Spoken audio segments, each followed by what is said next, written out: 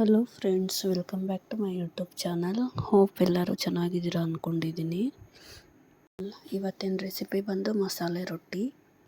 Ingredients: ನುಗ್ಗೆ ಸೊಪ್ಪು, ಸಬ್ಬಸಿಗೆ ಸೊಪ್ಪು, ಕ್ಯಾರೆಟು, ಹಸಿಮೆಣಸಿನ್ಕಾಯಿ, ಈರುಳ್ಳಿ, ಕಾಯಿ ತುರಿ ತೊಗೊಂಡಿದ್ದೀನಿ.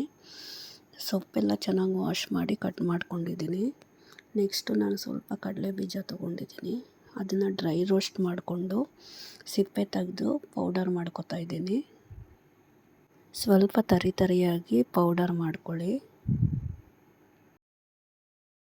ಇದು ಕಡಲೆಬೀಜ ಪೌಡರು ಬೇಕಾದರೆ ಮಾಡ್ಕೋಬೋದು, ನೀವು ಆಪ್ಷನಲ್ಲು.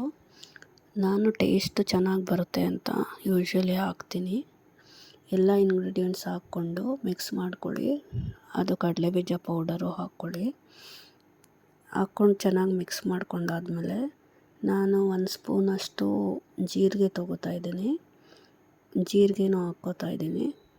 ಮತ್ತು ನಾನು ಒಂದು 3 to 4 ಕಪ್ಪಷ್ಟು ಅಕ್ಕಿ ಹಿಟ್ಟು ತೊಗೋತಾ ಇದ್ದೀನಿ. ಅಕ್ಕಿ ಹಿಟ್ಟು ಚೆನ್ನಾಗಿ ಜಡಿ ಮಾಡಿಕೊಂಡು ಅಕ್ಕಿ ಹಿಟ್ಟಿಗೆ ಲಾಸ್ಟಲ್ಲಿ ಸ್ವಲ್ಪ ಸಾಲ್ಟ್ ಹಾಕ್ಕೊಂಡು ತಣ್ಣೀರಲ್ಲೇ ಕಲಿಸ್ಕೋಬೋದು. ಇಲ್ಲಾಂದರೆ ಬಿಸಿನೀರು ಯೂಸ್ ಮಾಡ್ಬೋದು. ನಾನು ತಣ್ಣೀರೇ ಯೂಸ್ ಮಾಡ್ತಾಯಿದ್ದೀನಿ. ಚೆನ್ನಾಗಿ ಬರುತ್ತೆ. ತಣ್ಣೀರು ಹಾಕಿದ್ರೂ ಪರವಾಗಿಲ್ಲ ಮಸಾಲೆ ರೊಟ್ಟಿಗೆ. 1 ಕಪ್ಪಷ್ಟು ನಾನು 3 to 4 ಕಪ್ಸ್ ಹಿಟ್ಟು ತೊಗೊಂಡಿದ್ದೀನಿ. ಅದಕ್ಕೆ 2 ಸ್ಪೂನಷ್ಟು ಸಾಲ್ಟ್ ಯೂಸ್ ಮಾಡ್ಕೊತಾ ಇದ್ದೀನಿ. ಎಲ್ಲ ಇಂಗ್ರೀಡಿಯೆಂಟ್ಸ್ ಹಾಕ್ಕೊಂಡಾದ್ಮೇಲೆ ಚೆನ್ನಾಗಿ ಮಿಕ್ಸ್ ಮಾಡ್ಕೊಳ್ಳಿ. ಹಿಟ್ಟು ತಣ್ಣೀರಲ್ಲೇ ಕಲಿಸ್ಕೊತಾ ಇದ್ದೀನಿ ನಾನು. ಚೆನ್ನಾಗಿ ಆ ಕನ್ಸಿಸ್ಟೆನ್ಸಿ ಬರೋವರೆಗೂ ಕಲಿಸ್ಕೊಳ್ಳಿ ಹಿಟ್ಟನ್ನ. ಮಸಾಲೆ ರೊಟ್ಟಿ ಹಿಟ್ಟು ಸ್ವಲ್ಪ ತೆಳ್ಳಗಿದ್ರೂ ಪರವಾಗಿಲ್ಲ, ಚೆನ್ನಾಗಿ ಬರುತ್ತೆ ರೊಟ್ಟಿ ಸ್ಮೂತಾಗಿ. ತುಂಬ ಗಟ್ಟಿ ಇದ್ದರೆ ಅಷ್ಟು ಚೆನ್ನಾಗಿ ಬರೋಲ್ಲ ರೊಟ್ಟಿ. ಸ್ವಲ್ಪ ತೆಳ್ಳಗಿದ್ರೇ ಚೆನ್ನಾಗಿರುತ್ತೆ ಹಿಟ್ಟು. ನೋಡಿ, ನಾನು ಸ್ವಲ್ಪ ಹಿಟ್ಟು ತೆಳ್ಳಗೆ ಮಾಡ್ಕೊಂಡಿರೋದಕ್ಕೆ ಚೆನ್ನಾಗಿ ತಟ್ಬೋದು ಪೇಪರ್ ಮೇಲೆ.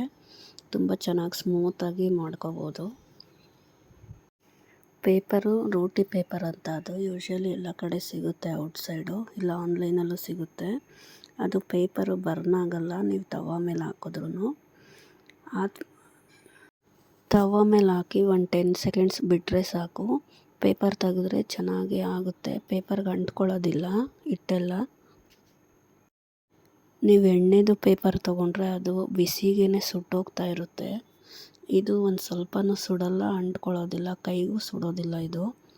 ನೋಡಿ, 10 ಸೆಕೆಂಡ್ಸ್ ಆದಮೇಲೆ ಹಿಟ್ಟೆಲ್ಲ ಏನೂ ಅಂಟ್ಕೊಂಡಿಲ್ಲ ಪೇಪರ್ಗೆ. ಚೆನ್ನಾಗಿ ತೆಗಿಬೋದು. 2 ಸೈಡು ಎಣ್ಣೆ ಹಾಕ್ಕೊಂಡು ಚೆನ್ನಾಗಿ ಬೇಯಿಸ್ಕೊಳ್ಳಿ. ಹೈ ಫ್ಲೇಮಲ್ಲಿ ಚೆನ್ನಾಗಿ 2 ಸೈಡು ಬೇಯಿಸ್ಕೊಂಡ್ರೆ ತುಂಬ ಸಾಫ್ಟಾಗಿ ಚೆನ್ನಾಗಿ ಬರುತ್ತೆ ರೊಟ್ಟಿ. ಇದಕ್ಕೆ ನೀವು ಸೈಡ್ ಡಿಶ್ ಆಗಿ ಕಡಲೆಬೀಜ ಚಟ್ನಿ, ಇಲ್ಲಾಂದರೆ ಎಣ್ಗಾಯಿ ಗೊಜ್ಜು ಏನಾದರೂ ಮಾಡ್ಕೋಬೋದು. ತುಂಬ ಚೆನ್ನಾಗಿರುತ್ತೆ. ರೈಸ್ ಐಟಮ್ಮು ತಿಂದು ಬೇಜಾರಾದಾಗ ರೊಟ್ಟಿ ತುಂಬ ಈಸಿಯಾಗಿ ಬೇಗ ಮಾಡ್ಕೋಬೋದು. ಬ್ರೇಕ್ಫಾಸ್ಟ್ ಆಗಿರ್ಬೋದು, ಇಲ್ಲ ರಾತ್ರಿ ಡಿನ್ನರ್ಗೂ ಮಾಡ್ಕೋಬೋದು. ಚೆನ್ನಾಗಿರುತ್ತೆ ಬಿಸಿ ಬಿಸಿ ರೊಟ್ಟಿ. ನೋಡಿದ್ರಲ್ಲ ಫ್ರೆಂಡ್ಸ್, ತುಂಬ ಈಸಿಯಾಗಿ ಕ್ವಿಕ್ ಬ್ರೇಕ್ಫಾಸ್ಟ್ ರೆಸಿಪಿ ಹೇಗೆ ಮಾಡೋದು ಅಂತ, ಮಸಾಲೆ ರೊಟ್ಟಿ ಮಾಡೋದು. Thank you for watching our video. ಹೀಗೆ ನಮ್ಮ ಚಾನಲ್ಗೆ ಸಪೋರ್ಟ್ ಮಾಡ್ತಾಯಿರಿ. Please do subscribe our YouTube channel for more videos. Bye bye.